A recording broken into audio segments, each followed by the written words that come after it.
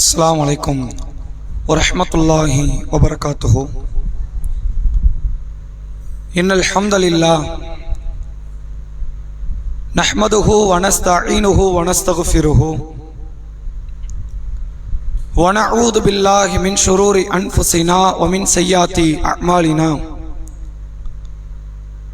من يهده الله فلا مضل له ومن يضلله فلا هادي له. وأشهد أن لا إله إلا الله وأشهد أن محمدا عبده ورسوله أما بعد. கண்ணியத்திற்கும் பெருமதிப்பிற்கும் உரிய எல்லாம் வல்ல அல்லாஹுவின் நல்லடியார்களே, அல்லாஹுடைய பேரருளால் வாரந்தோறும் சனிக்கிழமை மக்ரிப் தொழுகையை தொடர்ந்து திருமறை குர்ஆனில் இருந்து சில வசனங்களை படித்து வர சொல்லி அதில் இருந்து கேள்விகளை கேட்கிற ஒரு நிகழ்ச்சியை ஒவ்வொரு வாரமும் நாம் நடத்தி கொண்டு வந்தோம். இந்த வாரம் இன்ஷா அல்லாஹ், இந்த வாரமும் இதற்கு அடுத்து வரக்கூடிய வாரமும் ரமலான் மாதத்தை நாம நெருங்க இருப்பதன் காரணத்தினால் நோன்பு தொடர்பாக, ஃபித்ரா ஈத்திகாஃப் தொடர்பாக, இரவு தொழுகை தொடர்பாக, இன்ன பிற நாம் இந்த ரமலானில் என்னென்ன அமல்களை செய்கிறோமோ அதெல்லாம் வருஷா வருஷம் கடைபிடித்து கொண்டிருக்கிறோம். அப்ப அதுல நாம எந்த அளவிற்கு அது குறித்த மார்க்க தெளிவுகளோடு இருக்கிறோம் என்பதை கேள்வி இங்கே பதில் எங்கே நிகழ்ச்சியின் மூலமாக நாம் அறிந்து கொள்ள இருக்கிறோம் என்பதை முதலில் உங்களுக்கு நினைவுபடுத்திக் கொண்டு, இது நான் எந்த புக்கும் படிக்கல, அது படிக்கணும் அப்படிங்கிறதுக்கான அவசியம் இல்லை. வருஷா வருஷம் நாம ஈடுபட்டுக்கிட்டு இருக்கிறோம். இன்ன ஆயத்துன்றது சொல்லதான் படிக்கணும். அது குர்ஆன்ல இந்த இடத்துல வருது, ஹதீஸில் புகாரில் இந்த எண்ணில் வருகிறது அப்படின்னு சொல்றதுக்கு தான் நம்ம எடுத்து படிக்கணுமே தவிர இதுதான் சட்டம்னு சொல்றதுக்கு படிக்க வேண்டாம். வருஷா வருஷம் நம்ம அந்த ரமலானை அடைந்து கொண்டுதான் இருக்கிறோம் என்ற அடிப்படையில் நாம இந்த கேள்விகளை அணுக வேண்டும் என்பதை முதலில் நாம் நினைவுபடுத்திக் கொள்வோம். ஆரம்பமாக முதல் கேள்வி பெண்களுக்கானது. நோன்பினுடைய நோக்கம் என்ன? ஏன் நோன்பு வைக்கப்படுகிறது? அதற்கான நோக்கம் என்ன? அது எப்படி அல்லாஹ் சொல்றான்? அதை பத்தி வசன எண் வேண்டாம், அதை பத்தி அல்லாஹ் என்ன சொல்றான், அல்லது ரசூலுல்லாஹ் என்ன சொன்னாங்க? இறையச்சத்துக்காக அப்படிங்கிற பதில் சரி. அது பற்றி அல்லாஹ்வோ அல்லாஹுடைய ரசூலோ சொன்ன வார்த்தைகள் என்ன? ஆண்கள்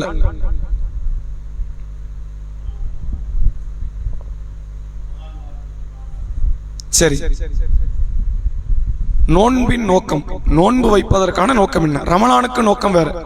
ரமலானுக்கு ஏன் சிறப்பு அப்படிங்கிறதுக்கான நோக்கத்தை நீங்க சொல்றீங்க. நோன்பினுடைய நோக்கம் இறையச்சம் தாங்கிறது பெண்கள் சொன்ன பதில் சரியான பதில். குர்ஆன்ல அது எப்படி அல்லாஹ் பயன்படுத்துறான், அல்லது ஹதீஸ் ரசூலுல்லாஹ் என்ன சொன்னாங்க? சரி சரி சரியான ஒரு பதில். 2வது அத்தியாயம் 183வது வசனம் அல்லாஹ் சொல்லுகிறான், யா அய்யுஹல்லதீன ஆமனு, ஈமான் கொண்டோர்களே, குத்திப அலைக்குமுஸ் ஸியாம். குத்திப அப்படின்னா கடமையாக்கப்பட்டிருக்குன்னு அர்த்தம். இதுல இருந்து வந்ததுதான் காத்திப், கிதாபுங்கிற மாதிரியான வார்த்தைகள். குத்திப அலைக்குமுஸ் ஸியாம், உங்களுக்கு நோன்பு கடமையாக்கப்பட்டு இருக்கிறது. கமா குத்திபா அலல்லதீன மின் கபலிக்கும், உங்களுக்கு முன்பு இருந்த மக்களுக்கும் நோன்பு கடமையாக்கப்பட்டதை போன்று உங்களுக்கும் நோன்பு கடமையாக்கப்பட்டு இருக்கிறது. லஅல்லக்கும் தத்தகூன், ஏன் இந்த நோன்புனா நீங்கள் இறையச்சவாதிகளாக மாற வேண்டும் என்பதற்கு. நோன்புக்கான காரணத்தை அல்லாஹ் இந்த வசனத்தில் தெளிவுபடுத்துகிறான். இது மட்டும்தானா அப்படின்னா ரசூலுல்லாஹ் ஒரு வார்த்தையை சொல்றாங்க, மன்லம் யதஅ கௌல ஸூரி வல் அமல பிஹி, உங்களில் யார் பொய்யான பேச்சுக்களை, பொய்யான நடவடிக்கைகளை, பாவமான காரியங்களை எல்லாம் விட்டுவிடவில்லையோ, ஃபலைஸல் இல்லாஹி ஹாஜத்துன் ஃபி ஐயதஅ தாமஹு வலா ஷராபா, அவர் உண்ணாமல் பருகாமல் இருப்பதில் அல்லாஹ்வுக்கு எந்தவித தேவையும் இல்லை. உன் நோன்பு எனக்கு வேண்டாங்கிறான். பாவத்தை கைவிடலைன்னா உன் நோன்பு எனக்கு வேண்டாம். பாவத்தையும் கைவிட்டுட்டு உணவையும் கைவிட்டுட்டு வரணும். எல்லாம் நான் பாவத்தையும் விட்டுட்டேன், உணவையும் விட்டுட்டேன், தண்ணி குடிக்கிறதையும் விட்டுட்டேன் அப்படின்னா அதை எல்லாம் நோன்பாக பார்க்கிறான். நான் உணவு தண்ணியை மட்டும் விட்டுட்டேன், பாவத்தை நான் விட மாட்டேன் அப்படின்னா என்ன? இல்ல, இறையச்சம் இல்ல. இறையச்சத்தை வளர்க்கத்தான் நோன்பு. அதனால இதை நான் நோன்பாக எடுத்துக்கொள்ள மாட்டேன், நோன்பு வைக்காத அப்படின்னு அல்லாஹுடைய ரசூல் ஸல்லல்லாஹு அலைஹி வஸல்லம் அவர்கள் சொல்லக்கூடிய வார்த்தை நம்மால் பார்க்க முடிகிறது. இது புகாரி உள்பட்ட பல்வேறு நபிமொழி தொகுப்புகளில் பதிவு செய்யப்பட்டிருக்கிறது. எனவே நோன்பினுடைய நோக்கம் என்று குர்ஆன் ஹதீஸ் நமக்கு எதை சொல்லுதுன்னா தக்வாவை குறித்து சொல்லுகிறது. இப்ப இது எப்படி தக்வா வளரும், பட்னி கடந்து எப்படி தக்வா வளரும் அப்படின்னா, நீங்க நல்ல ஆழமாக சிந்தித்து பாருங்கள். நாம எப்போதுமே நம்முடைய தாய் தந்தை மனைவி கணவன் பிள்ளைகளுடைய பார்வையில நம்ம வாழல. சில நேரத்தில் நம்ம தனிமையை அடைவோம், நோன்பு காலத்திலும் தனிமையை அடைவோம். அப்படி தனிமையில் அடையும் பொழுது நம்ம சாப்பிட்டோங்கிறது நம்ம யாருக்கும் தெரியாது. சாப்பிட்டோன்னா நம்ம நிறம் மாறுமா, சாப்பிட்றதுக்கு நம்ம கருப்பா இருப்போம், சாப்பிட்டோன்னு வெள்ளையாயிருவோம். அப்ப இவன் வெள்ளையா இருக்கிறான் சாப்பிட்டு இருக்கிறான் அப்படின்னு நிறம் காட்டி கொடுக்குமா? காட்டி கொடுக்காது. நம்ம வாய் எதை காட்டி கொடுக்குமா? காட்டி கொடுக்காது. அல்லது நம்ம கை எதுவுமே காட்டி கொடுக்க போறது, தண்ணி குடித்தாலோ சாப்பிட்டாலோ யாருக்கும் தெரிய போறதெல்லாம் கிடையாது. சாப்பிடாத ஒருத்தனும் சாப்பிட்ட ஒருத்தனையும் பார்த்த அடையாளம் தெரியுமா? நமக்கு அடையாளம்லாம் தெரியாது.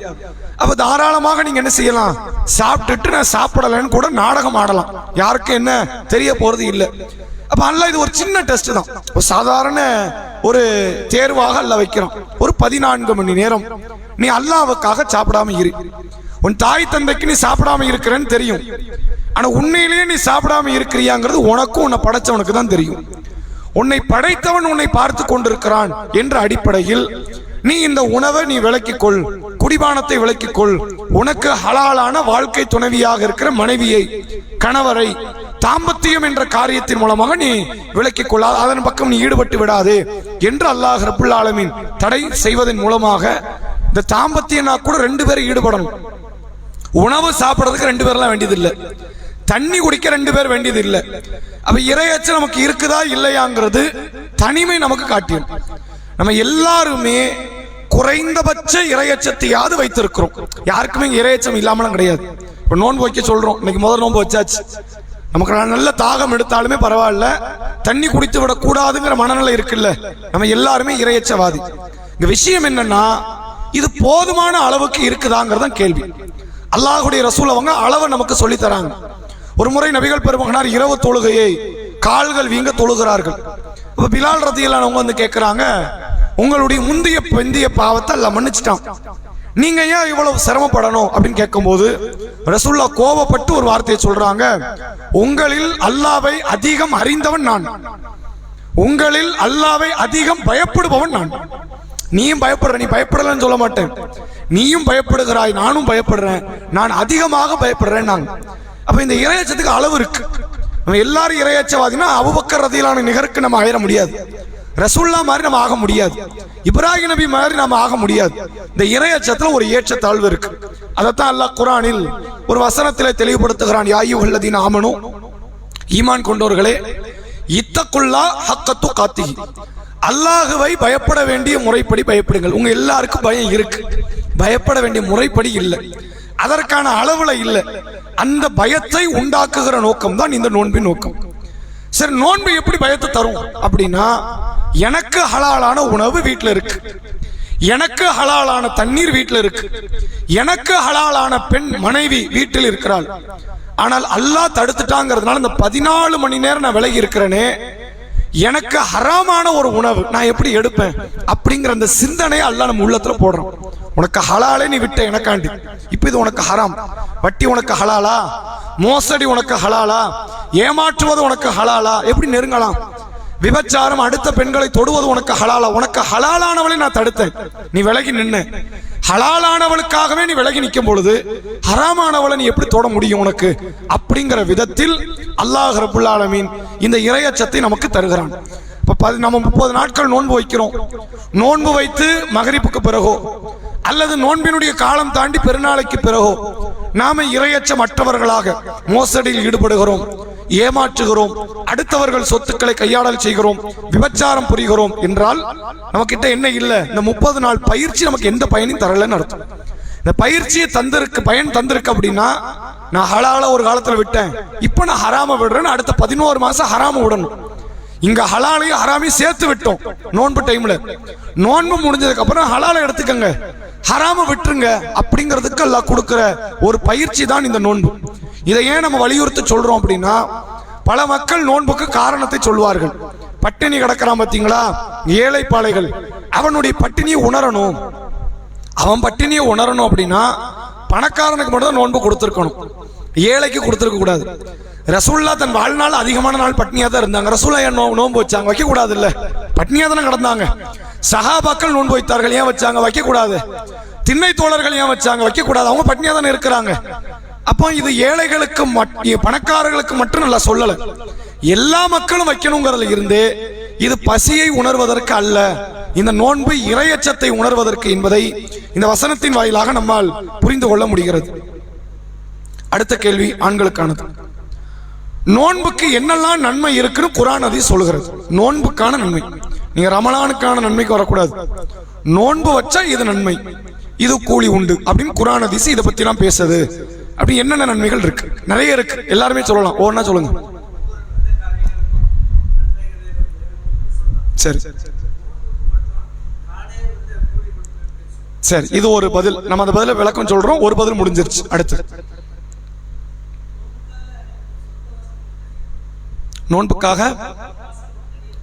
நோன்புக்காகவே ஒரு சொர்க்கத்தில் வாசல், சொர்க்கத்தில் ஒரு வாசல் தனியாக இருக்கிறது, ஒரு பதில். வேற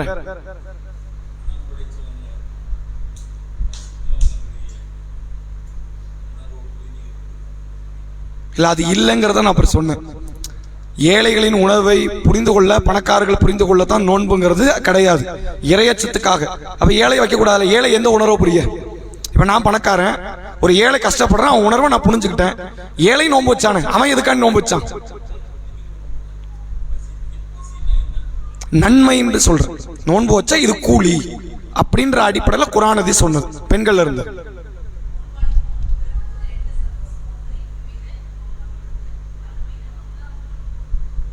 இது ஒரு பதில். வேற சரி, வேற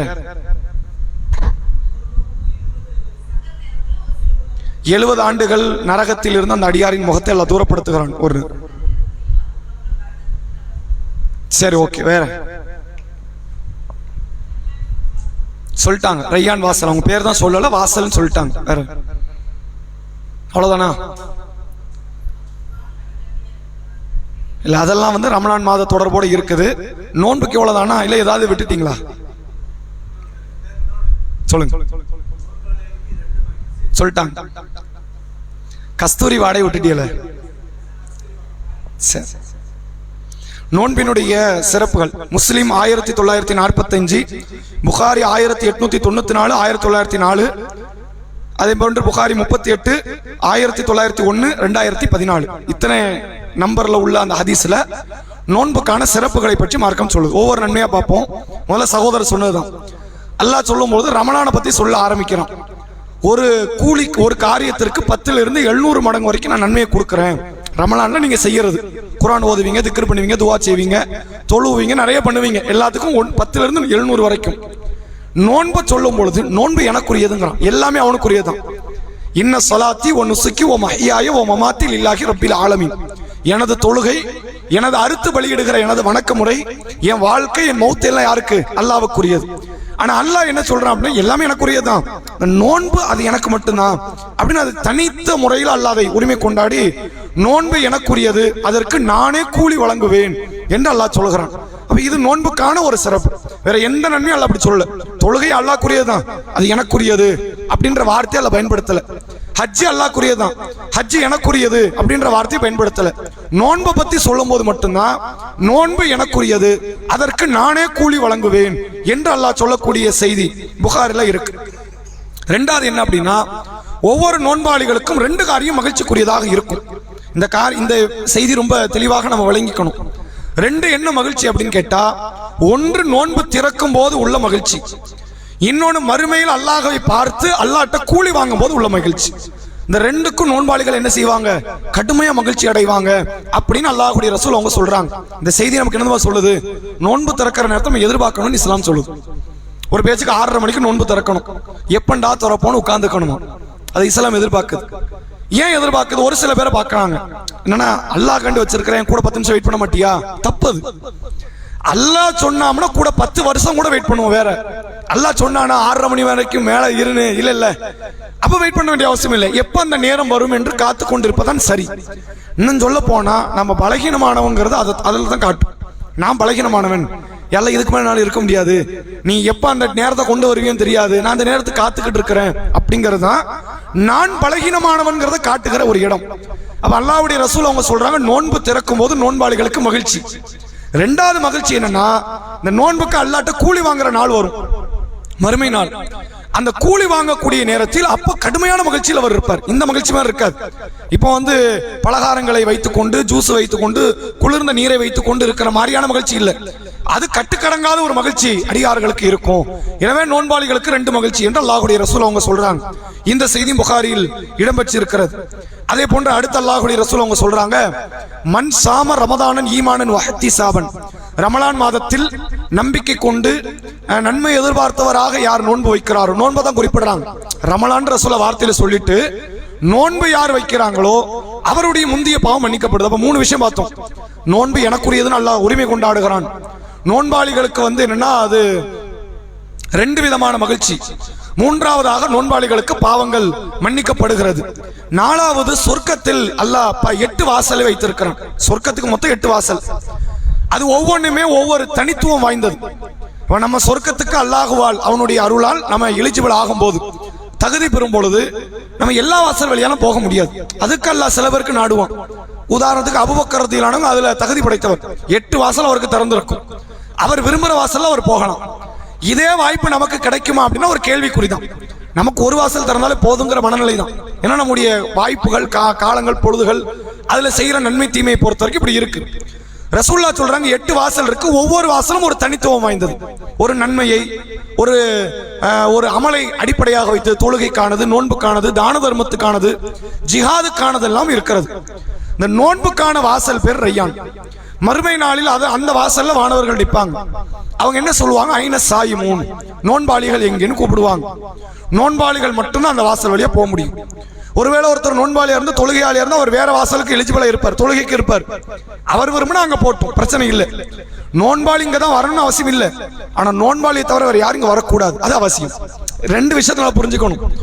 நோன்பாளி இங்க தான் வந்தாகணுங்கிற கட்டாயம் கிடையாது. நீங்க எங்கனாலும் போங்க, வேற ஒரு வாசல் இருக்கு அங்க போங்க, அதுக்கு அடுத்த வாசலுக்கு போங்க, இல்ல இங்க போங்க, எங்க பிரச்சனை இல்லை.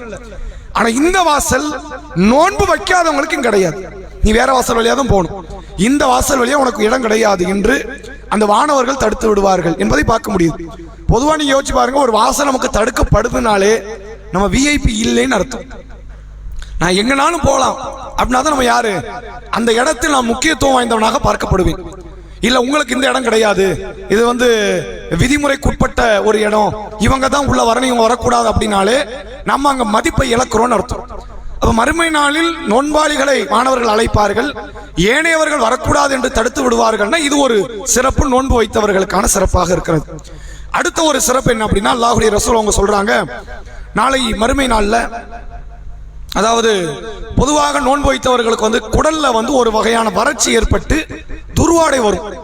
குடலுக்கு தண்ணி கொடுத்துக்கிட்டே இருக்கணும், சாப்பாடு கொடுத்துக்கிட்டே இருக்கணும், அப்பதான் துர்வாடை வராது. அப்படி இல்லைன்னா அது வறட்சி ஏற்பட்டு என்ன ஆகும்னா குடல்ல இருந்து ஒரு நாற்றம் ஏற்படும். அது பல்லுல இருந்து வர்றது இல்லை, எதுல இருந்து வருது, குடல்ல இருந்து வரக்கூடியது. அப்ப குடல்ல இருந்து வரக்கூடிய அந்த நாற்றம் வாய் வழியாக அது நமக்கும் எதிரிலுள்ளவர்களுக்கும் ஒரு அருவருப்பு தன்மை ஏற்படுத்தும். அப்ப அதனால நீ நோன்பை வெறுத்தரக்கூடாது அப்படிங்கிறது அல்லாஹ்வுடைய ரசூல் அவங்க சொல்றாங்க. நோன்பாளி வாயில் இருந்து வருகிற வாடை அது அல்லாஹ்விடத்தில் கஸ்தூரி நறுமணத்தை விட, இஸ்லாம் பெரிய அளவுல உயர்வாக பேசிய நறுமணமே கஸ்தூரி தான். சொர்க்க மண்ணு கஸ்தூரியில தான் இருக்கும்.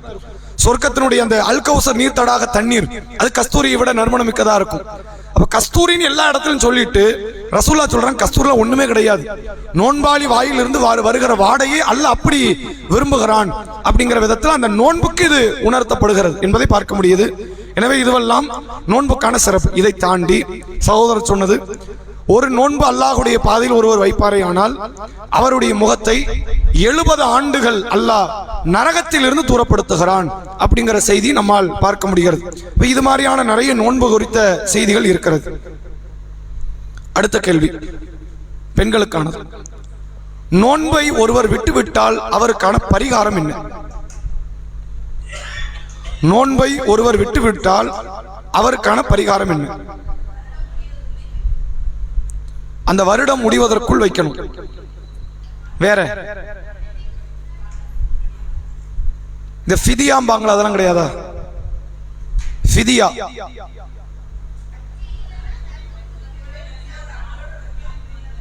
முடியலைன்னா ஃபிதியா உண்டு. ஆண்கள்ல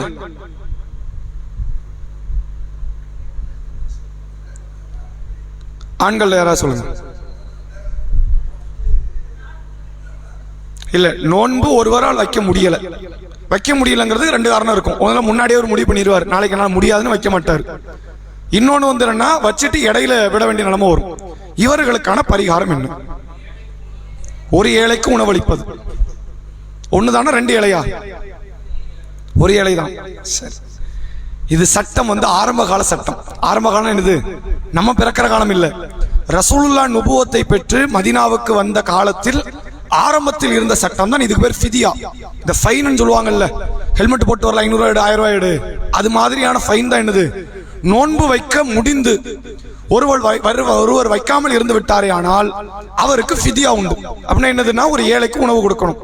அது அல்லாஹ் குர்ஆன்ல சொல்றான், ஃபமன் கான மின்கும் மரீதன், நீங்கள் நோயாளியாக இருந்தால், அவ் அலா சஃபரின், அல்லது நீங்கள் பயணிகளாக இருந்தால், ஃபஇத்தத்து மின் ஐயாமின் உഖர், நீங்க வேற நாட்களை கணக்கிடுங்க. வ அலல்லதீன யுதீகுனஹு ஃபிதியத்துன் தஆமுன் மிஸ்கீன், ஏழைகளுக்கான உணவை கொடுப்பது. தாக்கத்து இருக்குது, நோன்பு வைக்க முடியும், ஆனா நான் வைக்க மாட்டேன். அப்படி யாராவது ஒருத்தர் நோன்பு விட்டாருன்னா, ஒரு நோன்புக்கு என்ன பண்ணணும்? ஒரு ஏழைக்கு உணவு கொடுத்துருங்க. 30 நோன்பு, 30 ஏழைக்கோ அல்லது ஒரு ஏழைக்கு 30 நாளைக்கு நீங்க சாப்பாடை கொடுத்துட்டா நீங்க நோன்பு வைக்க வேண்டாம். இது ஆரம்ப கால சட்டம். ரசூலுல்லாஹ் மதீனாவுக்கு வந்த உடனே அல்லாஹ் ரமலான்ல நோன்பு வைங்கன்னு சொல்லும் போது சட்டத்தை ஆக்கணும். இது பல பேர் என்ன பண்ணிட்டாங்க? நோன்பு வைக்கிறாங்க, சில பேர் நோன்பு வைக்கல. அதான் வாய்ப்பு கொடுத்துட்டாம்ல, சாப்பாடு பார்சலாம் எடுங்க, 30 பேர் கையில கொடுத்துருவோம், நோன்பு வைக்க வேண்டாம் என்று முடிவுல இருந்தாங்க. இதை இன்னமும் சட்டம் நினைச்சுக்கிட்டு இருக்காங்க பல மக்கள். ஃபிதியா உண்டு, ஃபிதியா கொடுத்து தப்பிச்சுக்கலாம். ஃபிதியாலாம் கிடையாது. ரசூலுல்லாஹ் காலத்திலே அல்லாஹ் உடைச்சிட்டாத. எப்படி உடைக்கிறான் அப்படின்னா, அடுத்த வசனத்தில் இப்ப நம்ம சொன்னது வந்து 2வது அத்தியாயம் 184வது வசனம், 185வது வசனத்தில் அல்லாஹ் சொல்றான், ஃபமன் ஷஹீத மின்குமு ஷஹர் ஃபல்யஸ்முஹு, உங்களில் அந்த மாதத்தை அடைந்தவர் அத்தனை பேரும் நோன்பு வச்சுதான் ஆகணும். நோன்பு விடுறதுக்கு என்ன கிடையாது, எந்த விதமான ஒரு தளர்வும் யாருக்கும் கிடையாது. ஒமன்கான மரீதன், நீங்கள் நோயாளியாக இருந்தால், அவ்வாலா சஃபரின், அல்லது பயணிகளாக இருந்தால், ஃபஇத்தத்து மின் ஐயாமின் உഖர், வேற நாள கணக்கிட்டு வைங்க, வச்சு முடிச்சிடணும். இந்த வருஷம் 29 நாள் நோன்பு அப்படின்னா இந்த வருஷம் 29 நாள் நீ முடிச்சிடணும். அடுத்த வருஷம் 30 நாள்னா 30 நாள் முடிச்சிடணும். உங்க வாழ்நாளுக்குள்ள ஒரு பேச்சுக்கு நீங்க ஒரு 1000 நோன்பு வைக்க வேண்டியது அப்படின்னா 1000 நோன்பு முடிச்சுட்டு தான் நீங்க மௌத் ஆகணும். மௌத் ஆகலைன்னா, 1000 நோன்பு வைக்கலைன்னா மறுமையினால நீங்க குற்றவாளி. ஒரு நோன்பா இருந்தாலும் அல்லாஹ் கேட்பான், நீ கண்டிப்பா வைத்தாக வேண்டும் என்று அல்லாஹ் சட்டமாக்குறான். இப்ப என்ன கேள்வி வரும்னா, சில பேருக்கு வைக்க முடியல, அவங்க என்ன செய்யறது? வயோதிகத்தை அடைஞ்சிட்டாங்க, நபருக்கு அவருக்கு பாய்க்கு வந்து 70 வயசு ஆயிடுச்சு. இப்ப நோன்பினால வைக்க முடியல, நான் விடுறேன். இப்ப வைக்க முடியலன்னா இனிமேலும் வைக்க முடியாதுங்கிறத விடுறேன், என்னால வைக்க முடியாது. இப்ப அடுத்த வருஷம் போனா எனக்கு இளமையா திரும்ப போகுது கிடையாது, 71 ஆக போறேன், அடுத்து 72, இன்னமும் பலகீனம் ஆவேனே தவிர எனக்கு என்ன வராது, மறுபடியும் வாலிபம் வராது. அப்ப நான் என்ன செய்யறது? உங்களுக்கு நோன்பும் கிடையாது, ஃபிதியாவும் கிடையாது. உங்களுக்கு என்ன கிடையாது? நோன்பும் கிடையாது, ஃபிதியாவும் கிடையாது. நீங்க அதை பத்தி கவலைப்பட வேண்டியது. அப்ப கூலி கிடைக்குமா? கூலி கிடைக்கும். கூலி எப்படிங்க கிடைக்கும்? கூலி கிடைப்பதற்கு வாய்ப்பு இருக்கு. ரசூலுல்லாஹ் அது குறித்து ஒரு செய்தி சொல்றாங்க. ஒரு முறை யுத்த காலத்துக்கு போறாங்க. யுத்த காலத்துக்கு போயிட்டு திரும்பி வரும் பொழுது சில நபர்கள் யுத்த காலத்துக்கு வரல. யார் வரல? நோயாளிகள் வரல, வயது முதிர்ந்தவர்கள் வரல, இந்த கண்ணு தெரியாத இது மாதிரியான ஆட்கள் வரல. ஆனா அவங்க வரணும்னு ஆசைப்படுறாங்க, அவங்களால வர முடியல. ரசூலுல்லாஹ் சொல்றாங்க, நீங்க யுத்தத்துக்கு புறப்பட்டு திரும்பி யுத்தத்துக்கு வர்ற வரைக்கும் நீங்க என்னென்ன நன்மை எல்லாம் பெற்றீர்களோ உள்ளூரில் இருக்கிற அவர்களுக்கும் அந்த நன்மை கிடைக்கும். ஏன் அவங்க வர முடியல? நோயினால வர முடியல. நோய் இல்லைன்னா வந்திருப்பாங்களா இல்லையா? கூலி அடைஞ்சிருப்பாங்களா இல்லையா? அப்ப அதனால அவங்களுக்கு கூலி கிடைக்கும் என்று அல்லாஹ்வுடைய ரசூல் அவங்க சொன்ன செய்தியில இருந்து நாம என்ன புரிந்து கொள்ள முடியுதுன்னா, நீங்க வளமே நோன்பு வச்சுக்கிட்டே வாரீங்க, இப்ப நோயாளி ஆயிட்டீங்க, நிரந்தர நோயாளி, அல்லது நீங்க வயோதிகத்தை அடைஞ்சிட்டீங்க, இனிமேல் உங்களுக்கு என்ன திரும்பாது? வாலிபம் திரும்பாது. இப்ப நீங்க இருக்கிற சில ஆண்டுகள் நீங்க வாழக்கூடிய காலப்பொழுது நீங்க நோன்பு வைக்க முடியாது. ஆனா அல்லாஹ் நோன்பின் கூலியை தருவோம். எப்ப கிடைக்கும்? நீங்க நல்லா இருக்கும்போது நோன்பு வச்சிருந்தா கிடைக்கும். நான் நல்லா இருக்கவும் நோன்பு வச்சதே கிடையாது. இப்ப நான் 70 வயசு ஆயிட்டேன், நோன்பு கூலி கிடையாது. நீங்க அல்லாஹ்விடத்தில் குற்றவாளி. அல்லாஹ்ட்ட மன்றாடுங்கள், பாவ மன்னிப்பு தேடுங்க. அல்லாஹ் நாடினால் உங்கள் பாவங்களை அல்லாஹ் மன்னிப்பான். யார் தன் இளமை பருவத்தில் தன்னுடைய வாழ்நாளில் தாக்கத்து இருக்கும் போது நோன்பு வைத்துக் கொண்டே வருகிறாரோ அவர் தாக்கத்தை இழந்துட்டார். இனிமேல் அவர் நோயாளி, இனிமேல் அவர் படுக்கையில தான் கிடப்பார், இனிமேல் அவர் வயது முதிர்ந்தவர், சாப்பிடாம மருந்து மாத்திரை எடுக்காம வாழவே முடியாது. அடுத்து மவுத் வரைக்கும் இப்படிதான் நிலைமை. அப்படின்னா நீங்க நோன்பு வைக்காதீங்க, சிரமத்தை எடுக்காதீங்க, உங்களுக்கு நோன்பின் கூலி அல்லாஹ் தர்றான் அப்படிங்கறத குர்ஆன் ஹதீஸ் நமக்கு சொல்லக்கூடிய வார்த்தையை பார்க்க முடிகிறது. இவருக்கு என்ன கிடையாது, ஃபிதியாவும் கிடையாது. இந்த ஃபிதியா என்ற சட்டமே நபிகளார் காலத்தில் ஆரம்பத்தில் உள்ள சட்டம். ரசூலுல்லாஹ் அந்த சட்டத்தை உடைச்சிட்டாங்க. இல்ல, அல்லாஹ் அந்த சட்டத்தை மாத்திட்டான். எனவே இனிமேல் ஃபிதியாலாம் கிடையாது. ஃபிதியா கொடுக்கவே கூடாது. கொடுக்கிறது முழுக்க முழுக்க நீங்க நோன்பு தான் வைக்கணும். இப்ப வைக்க முடியலன்னா அடுத்த மாசம் வை, அடுத்த வருஷம் வை, எப்பமாவது வை, அல்லது வேற யாருக்கிட்டையாவது பொறுப்பையாவது ஒப்படைச்சிட்டு போயிருங்க. மூத்தாயிட்டியலா, பிள்ளைகளோ பேர பிள்ளைகள்கிட்டயாவது பொறுப்பை ஒப்படைச்சிட்டு போயிருங்க. அப்படி இல்லைன்னா இனிமேல் நான் வைக்கவே முடியாதுன்னா கூட அல்லாஹ் பிழை பொறுப்பை மன்னிப்பு வேண்டிக் கொள்ளுங்கள். இதை தாண்டி ஃபிதியா என்று ஒன்று கிடையாது என்பதை மார்க்க நமக்கு திட்டவட்டமாக சொல்லித் தருகிறது. இல்ல கேள்வினா நாளைக்கு இன்ஷா அல்லாஹ், சரிங்களா? இப்ப நம்ம கேட்கறது மட்டும்தான். அடுத்த கேள்வி, ஆண்களுக்கு நோன்பில் இருந்து விலக்கு அளிக்கப்பட்டவர்கள், நீங்க நோன்பு வைக்க வேண்டாம் அப்படின்னு மார்க்கம் யாருக்கெல்லாம் சொல்லுது? மாதவிடாய், சிறார்கள், நோயாளிகள், பயணிகள். இல்ல அது பொதுவா கிடையாது. மூளை குழம்பியவர்கள் அவங்களுக்கு நோன்பு இல்லைங்கிறது ஒரு பொதுவான நியதி. வேற மாதவிடாய் சொல்லிட்டாங்க, வேற சொல்லியாச்சு. வேற ஏதாவது பெண்கள் இருந்து பால் கொடுக்கும் தாய்மார்கள், கர்ப்பிணி பெண்கள், நிஃபாசுடைய காலம் குழந்தை பெற்றவங்கிறது ஒரு பொதுவான நியதி தான். ஒன்று நிஃபாசுடைய காலங்கிறது மாத விளக்கில் பார்க்கப்படும். நிஃபாஸ் காலம் முடிஞ்சுட்டா நோயாளி அவங்க பார்க்கப்படுவாங்க பலகீனத்தில் இருக்கிறனால. வேற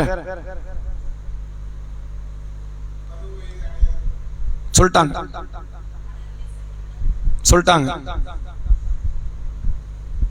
முதியவர்கள், சரிங்களா? நோன்பில் இருந்து விலக்கு அளிக்கப்பட்டவர்கள் பொதுவான நியதி, ரொம்பலாம் குழம்ப வேண்டியதில்லை. முதல் நியதி, மாத விலக்கு பெண்களுக்கு நோன்பு இல்லை. நோன்பு இல்லைன்னா நோன்பு கிடையவே கிடையாது. அவங்களுக்கு 5 நாள் கேப் விழுந்துருச்சு, அந்த 5 நோன்பே இல்லை, அவங்களுக்கு மொத்தமே 25 ரமலான் தான். அப்படி கிடையாது, அவங்க வேற நாள கணக்கிடணும். அது அல்லாஹ்வுடைய ரசூல் அவங்க என்ன சொல்றாங்க அப்படின்னா, மாத விலக்கு ஏற்பட்ட பெண்கள் தொழக்கூடாது, நோன்பு வைக்க கூடாது. தொழுகை அவங்க மீட்ட வேண்டியது இல்லை. 5 நாளைக்கு 25 வக்து போயிடுச்சு. 5 சுபுஹ், 5 லுஹர், 5 மக்ரிப், 5 இஷா, 5 அசர் போயிடுச்சு. இதை மறுபடியும் தொழணுமா? தொழலாம் வேண்டாம். அல்லாஹ் அவங்களுக்கு கொடுத்த சலுகை, விட்டுருங்க. நோன்பு வச்சாகணும், எப்படியாவது நீங்க அதை வச்சு முடிச்சிருங்க அப்படிங்கறது அல்லாஹ்வுடைய ரசூல் அவங்க சொல்லக்கூடிய நிகழ்வு பார்க்க முடியுது. எனவே முதல் அடிப்படை யாருக்கு நோன்பு இல்லைன்னா மாதவிலக்கு பெண்களுக்கு நோன்பு இல்லை. இந்த மாதவிலக்கில் கூடுதலாம தெரிந்து கொள்ள வேண்டியது நிஃபாசுடைய காலம்னு ஒண்ணு உண்டு. அது யாருன்னு கேட்டா, குழந்தைய பெற்று எடுத்ததுக்கு அப்புறம் ரத்த போக்கு 4 நாள்ல நிக்காது, அது கண்டினியூவா வந்துகிட்டே இருக்கும். நிஃபாசுடைய காலம் 40 நாட்கள். அது ஒரு நாள் ரத்தம் படும் உடலில், ஆடையில, ஒரு நாள் படாது, அடுத்த நாள் படும், இப்படி இருக்கும். இவங்க தான் நிஃபாசுடைய காலத்தை அடைந்தவர்கள். இவர்கள் அந்த 40 நாளைக்கு என்ன செய்யக்கூடாது? நோன்பு வைக்க கூடாது. 40 நாள் அந்த 30 ரமலான் நோன்பு வரும், 30 நாள் வந்துடும். அப்படின்னா அவங்களுக்கு என்ன இல்லை? நோன்பே கிடையாது. இவங்க நோன்பு வைக்கணும், மௌத்துக்குள்ள அதை கணக்கு வச்சு வேற ஏதாவது காலப்பொழுதுல அவங்க பூர்த்தி செய்து விட வேண்டும். எனவே இது மாதவிலக்கு பெண்களுக்கான பொதுவான நியதி. இதை தாண்டி பருவயதை அடையாதவர்கள், மூளை குழம்பியவர்கள், இவங்களுக்கு மார்க்கம் என்ன சொல்லுது? ருஃபியல் கலம் அன் சலாஸ், 3 நபர்களை விட்டும் எழுதுகோல் உயர்த்தப்பட்டு விட்டது. நன்மையை செஞ்சா நன்மையும் கிடையாது, தீமையை செஞ்சா தீமையும் கிடையாது. ஒன்று குழந்தைகள், இன்னொன்று மூளை வளர்ச்சி இல்லாதவர்கள் அல்லது மூளை குழம்பியவர்கள், மூன்றாவது தூங்கியவர்கள். இந்த 3 பேருக்கு என்ன கிடையாது? அவங்களுக்கு எந்த பாவமும் கிடையாது, எந்த நன்மையும் கிடையாதுங்கிறது மார்க்கம் சொல்லுது. இதை தாண்டி அல்லாஹ் குர்ஆன்ல சொல்லக்கூடியதான் பயணிகள், நோயாளிகள், இவர்களுக்கு என்ன கிடையாது? அவங்க நோன்பு வைக்க வேண்டிய அவசியம் இல்லை. ஆனா பின்னாடி பூர்த்தி செய்யணும். இந்த நோன்பை பொறுத்த வரைக்கும் அத்தனை பேர் பூர்த்தி செய்யணும். யாரால் பூர்த்தி செய்ய முடியாதுன்னா நிரந்தர நோயாளி அல்லது வயோதிகத்தை அடைந்தவர், இவங்க தான் என்ன செய்ய முடியாது? அடுத்து வயோதிகத்தை அடைஞ்சிட்டா இதுக்கப்புறம் வாய்ப்பு கிடையாது. இப்பவே முடியலன்னா இதுக்கப்புறம் முடியாது. இவங்களை தவிர மற்றவங்க எல்லாருமே நோன்பு விடுவதற்கான வாய்ப்பு உள்ளவர்கள் வேற நாட்களை கணக்கிடணும். இதை தாண்டி குர்ஆன் ஹதீஸ் யாரை குறித்து பேசுகிறதுனா, பால் கொடுக்கக்கூடிய இடத்தில் உள்ள தாய்மார்கள், கர்ப்பிணி பெண்கள். இவர்களுக்கு இஸ்லாம் என்ன சொல்லணும், நோன்பை விட்டாகணும் சொல்லல. மாதவிலக்கு பெண்கள் விட்டே ஆகணும். இல்லைங்க என்னால வைக்க முடியும், இல்ல நீ வைக்கவே கூடாதுங்கிறது இஸ்லாம். இல்ல நான் தாக்கத்தா இருக்கிறேன், பிளட் போனாலும் பரவாயில்ல, எனக்கு ஸ்ட்ராங்கா இருக்கிறேன், நீ வைக்க கூடாது. இதே மாதிரி தான் இந்த தாய்மார்களுக்கு சொல்லுது அப்படின்னு கேட்டா கிடையாது. ஒரு பெண் பால் கொடுக்கிற இடத்துல இருக்கிறாங்க, இல்ல நான் நோன்பு வைப்பேன், சலுகை தான், விடனா விடுங்க, வைக்கணும் வச்சுட்டு போங்க. இல்ல எனக்கு ரொம்ப பெரிய சிரமம்லாம் இல்ல, நான் வச்சிருவேன், வைங்க. அதே மாதிரி கர்ப்பிணி பெண்கள் இருக்கிறாங்க, அவங்க என்னால வச்சிட முடியும். இங்க வந்து கவனிக்க வேண்டியது அவங்கள மட்டும் இல்ல, வயிற்றில் உள்ள சிசுவையும் சேர்த்து பார்க்கணும். ரெண்டுக்கும் பாதகம் இருக்காது அப்படின்னா அவங்க என்ன செய்யலாம், தாராளமாக நோன்பு வைப்பது இது சலுகை தான். என்னால் இயலும்னா வச்சுட்டு போங்க, இயலாதுன்னா விட்டுட்டு போங்க. மாதவிலக்கு பெண்கள் இயலுமான மார்க்கம் கேட்கல, வைக்கவே கூடாது. உங்களுக்கு இயலுது இயலங்கிறதெல்லாம் முக்கியம் இல்லை, நீங்கள் வைக்க கூடாது. நீங்க எல்லாருமே யாரெல்லாம் நோன்பை விட்டீர்களோ அத்தனை பேருமே அதை நீங்கள் பிறகு கலா செய்தாக வேண்டும் என்று மார்க்கம் சொல்கிறது. அடுத்த கேள்வி பெண்களுக்கானது. எதுவெல்லாம் நோன்பில் தடை, என்னென்ன செய்யக்கூடாது?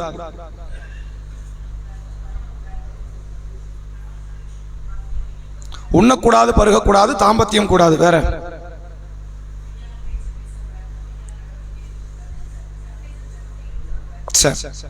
இது போதுமான ஒரு பதில். பொதுவாக நோன்புங்கிறது அல்லாஹ் குர்ஆன்ல சொல்லும் பொழுது 2வது அத்தியாயம் 187வது வசனம், அதில் அல்லாஹ் சொல்றான், நீங்கள் உண்ணுவதில் இருந்து பருகுவதிலிருந்து தாம்பத்தியத்திலிருந்து விளைவிக்கங்க அப்படிங்கறத அல்லாஹ் பேசிட்டான். இது மூணும் பொதுவானது, சாப்பிடக்கூடாது, குடிக்கக்கூடாது, தாம்பத்தியத்தில் ஈடுபடக்கூடாது. இதை தாண்டி அல்லாஹ்வுடைய ரசூல் அவங்க கூடுதல் விதிமுறைகளை விதிக்கிறாங்க. பாவத்தில் ஈடுபடக்கூடாது. எதையெல்லாம் குர்ஆன் பாவம் சொல்லுதோ, எதையெல்லாம் ஹதீஸ் பாவம் சொல்லுதோ அது எதிலுமே ஈடுபடக்கூடாது. அது சின்னதாகவும் இருக்கலாம், சிலது பெருசா இருக்கலாம். வட்டிங்கிறது பெருசு, திருட்டுங்கிறது பெருசு. சில பேர் என்ன நினைப்பாங்கன்னா, சின்னதா ஒரு ஆளை வந்து நான் திட்டிட்டேன், சண்டை போட்டுட்டேன், சின்னது தானே, அந்த சின்னதுல கூட ஈடுபடக்கூடாது. உங்ககிட்ட ஒருத்தர் சண்டை போட வராரு, சண்டைக்கு வீம்புக்கு நிக்கிறார், நீங்க மற்ற காலத்துல வீம்புக்கு போக கூடாது. மார்க் என்ன சொல்லுதுன்னா, அவன் சண்டைக்கு வந்தா கூட பொறுமையா போ. நபிகளார் அப்படிதான் போனாங்க, யாருக்கிட்டையும் போய் என்ன பண்ணல, மல்லு கட்டிலாம் நிக்கல. ரசூலுல்லாஹ் பார்த்து ஒரு யூதன் என்ன சொல்றான், அஸ்ஸலாமு அலைக்கும் யா அபுல் காசிம், அபுல் காசிமே நீங்க செத்து போங்க. அந்த வார்த்தைக்கு தான் அர்த்தம், சாமுனா மவுத்துன்னு அர்த்தம், நீங்க செத்து போங்க அப்படின்னு அவன் வார்த்தையில விளையாடுறான். ஆயிஷா நாய்க்கு காதுல விழுந்துருச்சு, கடுமையான ஆத்திரம். வாழைக்கும் சமு லானத்துல்லா, நீ நீ நீ மௌத்தா போ, உனக்கு எல்லாம் சாபத்தை தரட்டும் அப்படி எல்லாம் கேட்கிறாங்க. அப்ப ரசூலுல்லாஹ் என்ன சொல்றாங்க, அவன் முட்டா போய் அதா பேசுவான், நம்ம பதில் கொடுத்துக்கிட்டே இருக்கலாமா, நீ நிதானமா இரு அப்படின்னா.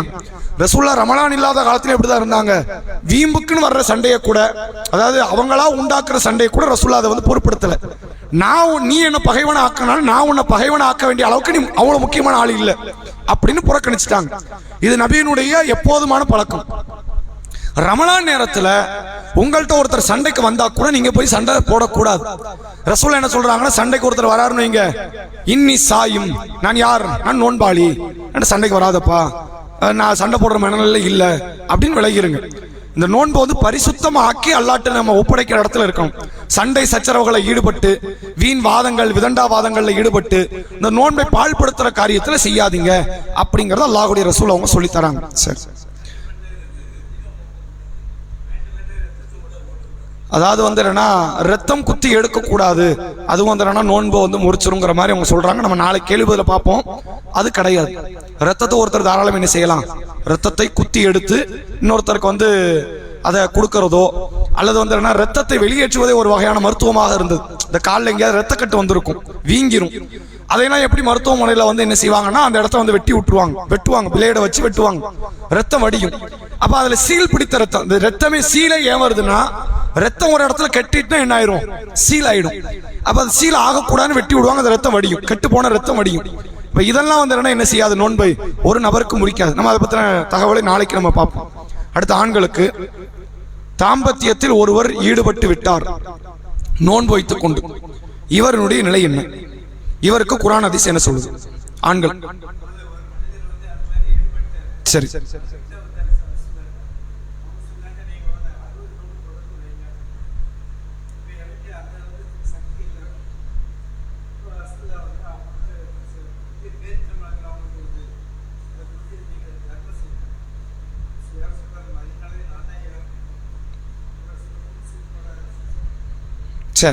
சரியான ஒரு பதில். நபிகளார் காலத்தில் ஒரு நபித்தோழர் நோன்பு வைத்த நிலையில தாம்பத்தியத்தில் ஈடுபட்டு விட்டார்கள். அப்போ அவங்க வேக வேகமாக ரசூலாட்ட வராங்க. இந்த தாம்பத்தியம் அப்படிங்கிறது வந்து உணர்ச்சி வசப்பட்டு நடக்கக்கூடிய ஒரு காரியம், திட்டமிடுவதுங்கிறது இல்லை. உணர்ச்சி வசப்படுவது, உடலே அதுக்கு தூண்டுகிற இடத்துல இருக்கும், நம்ம மனசை தாண்டிய விஷயம் இது. அப்ப இதை வந்து கட்டுப்படுத்துகிற இடத்துல இருக்கிறதுங்கிறது வந்து ஒரு சிலரால் அது சாத்தியப்படாத ஒரு காரியமாக கூட அமையலாம். அதை பத்தின சட்டத்தை அடுத்தடுத்த கேள்வியிலும் பார்ப்போம். அப்போ ஒரு நபித்தோழர் என்ன பண்ணிட்டாரு, நான் தாம்பத்தியத்தில் ஈடுபட்டுட்டேன் நோன்பு வைத்த நிலையில அப்படின்னு அல்லாஹ்வுடைய ரசூல் அவங்கள்ட்ட வந்து, இது ஃபர்லான நோன்பதா இருக்கும், சுன்னத்தினா அவங்க கவலைப்பட வேண்டியது இல்லையே. சுன்னத்தான நோன்பு ஒருத்தர் வைக்கிறார், திங்களோ வியாழனோ மாசம் 3 அல்லது அரஃபாவோ ஆஷுராவோ போனா போச்சு, முடிஞ்சு போச்சு. அதுக்கு அவர் பயப்பட வேண்டாமே, பயந்துகிட்டு வராருன்னு இப்ப என்ன போச்சு, ஃபர்ல போயிடுச்சு. அப்ப ரசூலாட்ட இதுக்கு பரிகாரத்தை கேட்கிறாங்க. அப்ப நபி அவங்க என்ன சொல்றாங்க அப்படின்னா, ஷஹ்ரைனி முத்ததாபிஐனி, 2 மாசம் விடாம நோன்பு வைக்கணும். 60 நோன்பு, ஒரு நோன்பு போனதுக்கு நீங்க என்ன செய்யுங்க, 60 நோன்பு வைங்க, விடாம வைங்க, விடவே கூடாது, கேப்பே வரக்கூடாது. ஒரு வாரம் வச்சுட்டா 2 நாள் கேப் போடுற அந்த வேலையே கிடையாது. ஒரு மாசம் வச்சுட்டா 10 நாள் கேப் கிடையாது. 60 நாள் தொடர்ச்சியாக நீங்க நோன்பு வைக்கணும் அப்படிங்கிறாங்க. பிரச்சனையே ஒரு நோன்புல தான், பிரச்சனையே ஒரு நோன்பு பிடிக்க முடியாம தான் பிரச்சனை வந்திருக்கு. அப்ப எனக்கு அதுக்கு தாக்கத்து இல்லைங்கிறாங்க. அப்ப என்ன செய்யுங்க, 60 ஏழைகளுக்கு உணவு கொடுங்க. ஒரு நோன்பு அடிச்சுல, இது யாருக்கு, 60 நோன்பு வைக்க முடியாதவங்களுக்கு 60 ஏழைக்கு உணவளிக்க சொல்லி அல்லாஹ்வுடைய ரசூல் அவங்க சொல்றாங்க. இல்ல அல்லாஹ்வின் தூதரே, எனக்கு அதுக்கும் என்ன கிடையாது, தாக்கத்து கிடையாது. அப்ப அல்லாஹ்வுடைய ரசூல் அவங்க வீட்டுக்குள்ள ஒரு பேரிச்ச குலை ஒண்ணு வச்சிருக்காங்க, அந்த காம்போட இருக்கு. இப்ப ரசூல் அவருடைய பலகீனத்தை பாக்குறாங்க. ஒரு பாவத்தை, அது பாவம், அது நன்மை கிடையாது, அது பாவம். பாவத்தை பண்ணி ஒரு ஃபர்ல கெடுத்து விட்டார். அப்ப இந்த பாவத்துக்கு பரிகாரம் செய்யணும். இவரால் பரிகாரம் செய்யறதுக்கு வாய்ப்பே இல்லையே, நோன்பு வைக்க முடியல, என்ன செய்ய முடியும் வர. அப்போ ரசூல் என்ன பண்றாங்க, வீட்டுக்குள்ள ஒரு பல குலை எடுத்துட்டு வந்து கையில கொடுக்குறாங்க. கொடுத்துட்டு இது ஏதாவது ஒரு ஏழைக்கு நீங்க கொடுத்துருங்க அப்படிங்கிறாங்க. அப்ப அந்த நபித்தோழர் சொல்றாரு, நாம் பார்த்த வரைக்கும் இந்த ஊர்ல ஏழை என்ன ஊட்டி யாரும் கிடையாது, அப்ப நீங்களே பயன்படுத்திக்கங்கன்னாங்க. அப்ப அல்லாஹ்வுடைய ரசூல் அவங்க காலத்துல நடந்த ஒரு நகைச்சுவையான ஒரு சம்பவம் இது. இதுல மார்க்க தீர்ப்பு நம்ம எதை பார்க்க முடியும்னா, நோன்பு வைக்கணும் 60 நாள். இப்படி ஒரு பாவத்தை ஒருத்தர் ஈடுபட்டுட்டாருன்னா 60 நாள் நோன்பு வைக்கணும். நோன்பு வைக்க முடியலன்னா 60 ஏழைக்கு உணவு கொடுக்கணும். இந்த 3வது வாய்ப்பு கிடையாது, இது நமக்கு இல்ல. 3வது வாய்ப்பு யாருக்கு இல்ல, அது ஏனைய மக்களுக்கானது அல்ல, அது அந்த நபித்தோழருக்கு ரசூலா செஞ்சது. அப்ப நம்மளும் பேரிச்சம்பள கொலையை வாங்கி கொடுத்தலாம், 2000 ரூபாய்க்கு பேரிச்சம்பளத்தை வாங்கி கொடுத்தலாம், இந்த வேலை கிடையாது. இது அந்த நபித்தோழருக்கு அல்லாஹ்வுடைய ரசூல் அவங்க சொன்னதா தான் புரிஞ்சுக்க முடியும். எனவே நோன்பு வைக்கணும் அல்லது ஏழைக்கு உணவளிக்கணும். வாங்க.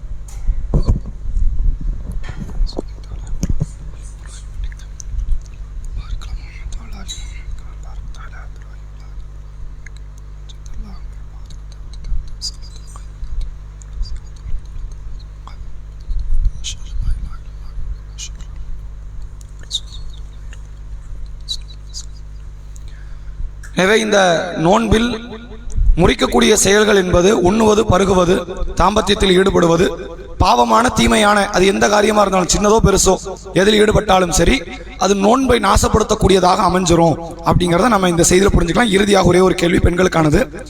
மறதியாக ஒருவர் சாப்பிட்டு விட்டாலோ குடித்து விட்டாலோ அவருக்கான நியதி என்ன? தொடரலாம். அதுக்கு ரசூலுல்லாஹ் சொன்ன வார்த்தை என்ன? யார் ஒருவர் நோன்பு நோற்ற நிலையில் மறதியாக சாப்பிட்டு விடுகிறார் அல்லது மறதியாக குடித்து விடுகிறாரோ அவர் என்னன்னா நோன்பை தொடரட்டும். மறதி கல்லாட்டு என்ன கிடையாது, ரப்பனா லா துஆகிதுனா இன் நசீனா அவ் அக்தானா, நாங்கள் மறந்து விட்டாலும் நாங்கள் தவறிழைத்து விட்டாலும் எங்களை நீ என்ன செய்யாது, குற்றம் பிடிக்காதுங்கிற துவாவை அல்லாஹ் தான் சொல்லி கொடுக்குறோம். மறதியில் ஏற்படுறது எதையுமே அல்லாஹ் ஒரு குற்றமா ஆக்க போறது இல்லை. அப்ப நோன்புல நீங்க மறதியாக சாப்பிட்டு விட்டாலோ குடித்து விட்டாலோ, அதாவது இது ரெண்டு தான் பொருந்தும். மறந்து தீமை செஞ்சுட்டேன்னு வரக்கூடாது. மறந்து மோசடி பண்ணிட்டேன், மறந்து செஞ்சாலும் பாவம் தானே, அது மாறாது இல்ல. இது சாப்பிட்றதுக்கு குடிக்கிறதுக்கு மட்டும்தான் அது பொருந்தும். நான் மறந்து சாப்பிட்டு விட்டேன், மறந்து குடித்து விட்டேன் அப்படின்னா தொண்டை குழியில இறங்குனது தான், அதுக்கு ஒன்றும் பிரச்சனை இல்லை, அது பாவம் கிடையாது. நீங்க நோன்பை கண்டினியூ பண்ணலாம். வாயில இருந்தா துப்பிட வேண்டியதான். வாயில இருக்கிறதுனா அது வாயில வரைக்கும் வந்தாச்சு முழுங்கிறோன்றது இல்லை, வாயில இருந்தா துப்பிட வேண்டியதான். தொண்டை குழியில இறங்கிட்டா அது அல்லாஹ் அவருக்கு கொடுத்த ஒரு நியாமத்து தான், ஒரு வகையான அருள் தான். அல்லாஹ்வுடைய ரசூல் அவங்க சொல்றாங்க, அவரை உண்ண வைத்ததும் குடிக்க வைத்ததும் அல்லாஹ் அப்படிங்கறத நபி அவங்க சொல்றாங்க. இதனுடைய தொடர் வேறு சில கேள்விகளை வரக்கூடிய சனிக்கிழமை பார்ப்போம். வாஹிரு தஅவானா அல்ஹம்துலில்லாஹி ரப்பில் ஆலமீன். அஸ்ஸலாமு அலைக்கும் வரஹ்மத்துல்லாஹி வபரகாத்துஹு.